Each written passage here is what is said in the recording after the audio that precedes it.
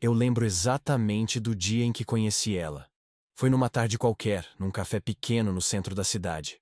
Ela usava uma camisa azul clara, tinha o cabelo solto e um sorriso que não parecia desse mundo. Ela parecia tão segura de si, tão doce. Eu nunca imaginei que alguém assim pudesse olhar para mim daquele jeito, mas ela olhou. E naquele momento, tudo começou a mudar na minha vida. A gente começou a se falar todos os dias. Ela queria saber tudo sobre mim. Me ouvia como ninguém nunca tinha ouvido. Dizia que eu era especial, que fazia ela se sentir viva. Em poucas semanas, a gente já parecia casal há anos. Ela dizia que era complicado para ela falar do passado, que tinha vivido coisas difíceis, que preferia focar no presente, comigo. E eu aceitei, porque o presente com ela era perfeito. Ela me mandava mensagens lindas, me escrevia cartas, me levava para lugares que eu nunca fui, fazia planos, falava em morar junto, em casamento. Ela me fazia acreditar que eu era o único cara na vida dela. E eu acreditava. Porque eu queria acreditar. Porque amar ela era fácil, era leve, era tudo o que eu achei que nunca teria. Mas, se eu tivesse prestado atenção nos detalhes, talvez eu tivesse percebido antes que eu estava vivendo uma ilusão. No começo, tudo parecia perfeito. Ela era atenciosa, carinhosa e estava sempre por perto. A gente se falava o tempo todo. Mas com o tempo, algumas coisas começaram a mudar. Pequenas mudanças, detalhes, silêncios que antes não existiam. Ela começou a ficar distante em certos horários. Às vezes, simplesmente sumia. Eu mandava mensagem e ela respondia com um emoji seco ou só dizia, estou ocupada. Quando eu perguntava o que estava acontecendo, ela dizia que era o trabalho. E eu acreditava. Porque era isso que eu queria. Acreditar nela. Mas minha cabeça começou a girar. Ela nunca me apresentou um amigo. Nunca mencionava o nome da mãe ou do pai. Tudo era sobre nós dois. E por mais romântico que isso parecesse, era como se o mundo dela não existisse fora de mim. Nenhuma foto nossa nas redes sociais, nenhum comentário em público. Nada. Certa noite, eu sugeri que fôssemos juntos ao aniversário da minha irmã. Ela sorriu, disse que adoraria. Mas no dia, cancelou. Disse que estava com dor de cabeça. Na semana seguinte, sugeri que fôssemos ao cinema. Ela disse que tinha que visitar uma tia doente. Sempre havia algo, uma desculpa, uma urgência. Foi aí que comecei a fazer perguntas, não de forma agressiva, mas tentando entender. Você nunca me convida para sua casa, por quê? Você nunca me apresenta ninguém da sua vida. Isso é estranho para mim. E ela virava o jogo com uma habilidade assustadora. Você não confia em mim? Você tá se tornando paranoico. Quer mesmo estragar tudo por causa de inseguranças suas? E eu me sentia culpado. Sim, ela estava certa. Talvez o problema fosse eu. Então eu pedia desculpas. Sempre. Mesmo sem saber exatamente pelo quê. Mas por dentro, algo estava gritando. Uma sensação constante de que alguma coisa estava fora do lugar. Comecei a observar mais de perto. Percebi que ela ficava desconfortável quando eu olhava para o celular dela. Ela mantinha o aparelho sempre virado para baixo. E apagava as conversas. Isso eu vi uma vez por acaso, quando ela deixou o WhatsApp aberto. Ela me disse que era por privacidade, que algumas coisas do trabalho eram confidenciais. E de novo, eu engoli. Meus amigos começaram a fazer perguntas. Cara, você nunca foi na casa dela? Ela nunca dorme na sua casa de final de semana. Você já viu o Instagram dela de verdade? E eu tentava justificar. Criava desculpas que ela nem se dava ao trabalho de criar por mim. Uma noite resolvi procurar o perfil dela no Facebook. Eu já tinha olhado antes, mas era quase vazio. Quase nenhum post, nenhum amigo em comum. Mas dessa vez, algo me chamou a atenção. Uma mulher tinha marcado ela numa publicação. Uma foto antiga, eu cliquei. E aí, comecei a cair num buraco.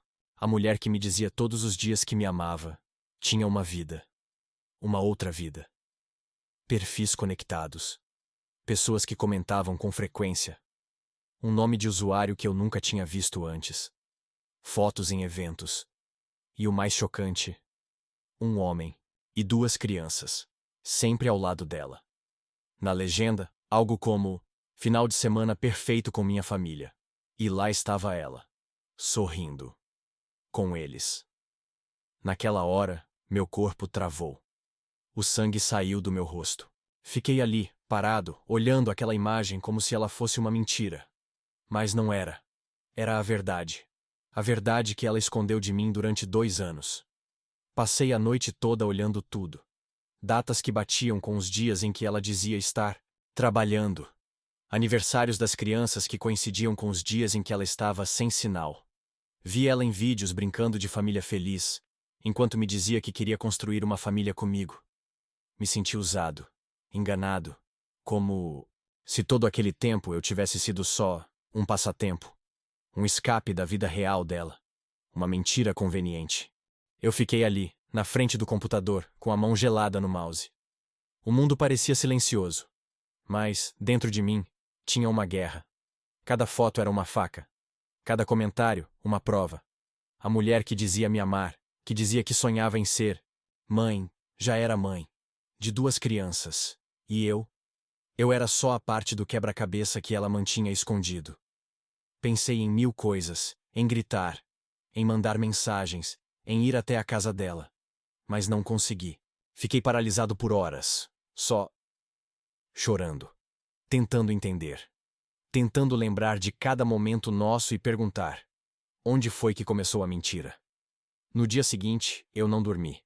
A cabeça latejava. O coração doía como se tivesse apanhado fisicamente. E no fundo, uma parte de mim ainda queria estar errado. Ainda queria que aquilo tudo tivesse uma explicação. Esperei até o fim da tarde. Ela me mandou uma mensagem. Oi, amor. Estou morrendo de saudade. Posso passar aí hoje à noite? Aquela frase.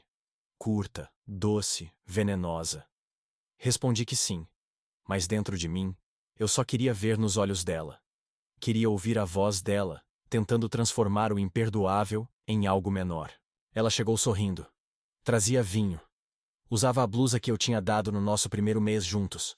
Olhou para mim e disse: Você tá estranho. Tá tudo bem? E eu olhei direto nos olhos dela e perguntei: Você tem filhos? Ela congelou. Literalmente. Foi como se a alma tivesse saído por um segundo. E então, ela começou a rir. Um riso nervoso, forçado. O quê? Que pergunta é essa? Mas meus olhos não desviavam. Você tem filhos? Ela hesitou. Respirou fundo. Tentou desviar. Amor, por favor.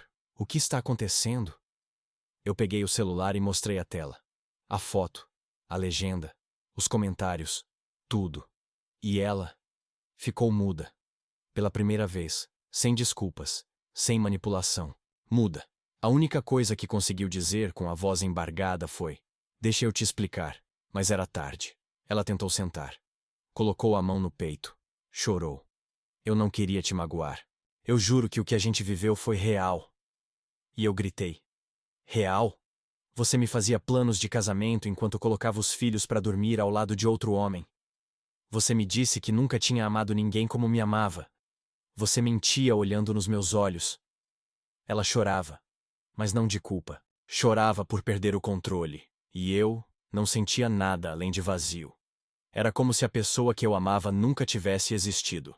Como se eu tivesse me apaixonado por uma história, escrita por uma mentirosa. Ela tentou se justificar. Disse que estava em um casamento infeliz. Que tinha encontrado em mim um alívio. Que nunca quis me machucar. E cada frase dela era como sal em ferida aberta. Porque eu não era um alívio. Eu era um ser humano. Eu não disse mais nada. Só pedi para ela ir embora. Ela ainda ficou parada na porta, como se esperasse um perdão imediato. Mas eu só fechei os olhos. E fiquei ali. Em silêncio. De pé. Morto por dentro. Depois que ela saiu, eu desabei. Fiquei dias sem sair de casa. Parecia que tudo o que eu era estava quebrado. Eu me olhava no espelho e me sentia ridículo. Como pude ser tão cego? Como alguém pode dizer que ama e, ao mesmo tempo, manter uma vida inteira escondida? Comecei a revisar nossa história com outros olhos. Percebi como ela era fria em certos momentos. Como evitava encontros com outras pessoas. Como sempre criava cenários onde só ela tinha voz. E eu sempre era o que cedia, o que confiava demais, o que amava demais. Foi nesse colapso que comecei a entender. A dor que eu sentia não era só pela traição. Era pela quebra da minha própria identidade. Ela tinha me feito duvidar de mim, dos meus instintos, da minha percepção da realidade. E quando a dor passou a dar espaço à raiva, eu soube que era hora de recomeçar. Não por ela, mas por mim.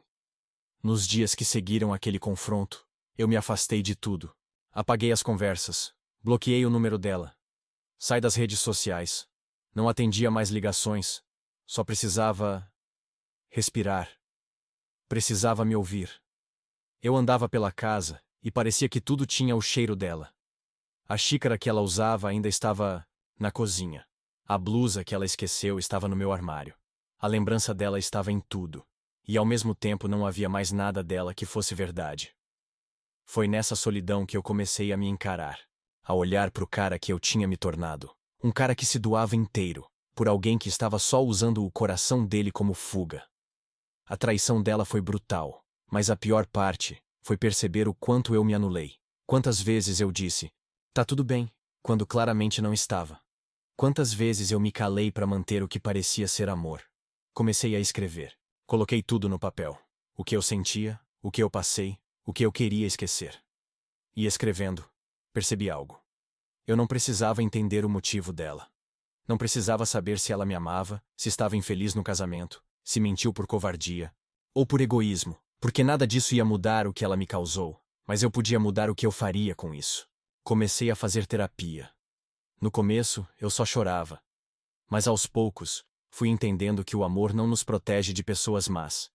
E que confiar não é fraqueza, é coragem.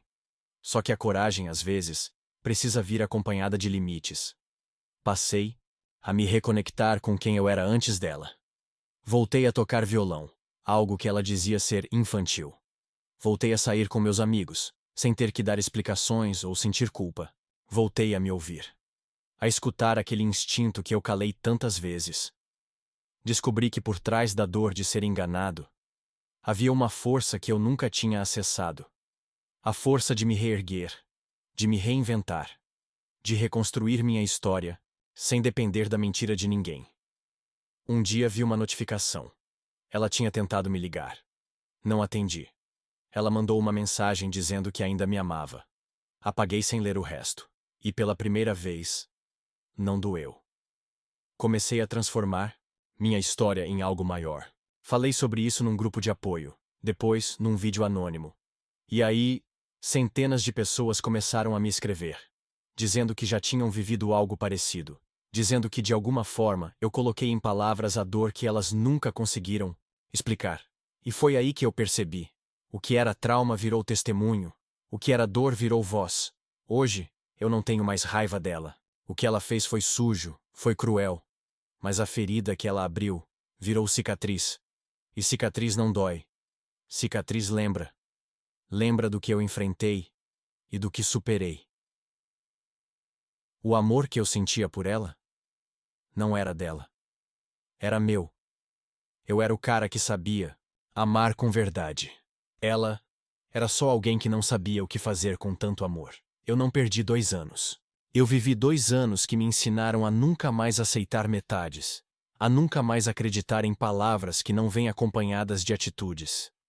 Se você já foi enganado, usado, traído, saiba de uma coisa: a dor não te define. A mentira que te contaram não anula a verdade que existe em você. E o amor que você deu diz mais sobre você do que sobre quem não soube recebê-lo. Eu achei que tinha perdido tudo, mas na verdade, eu tinha acabado de me encontrar.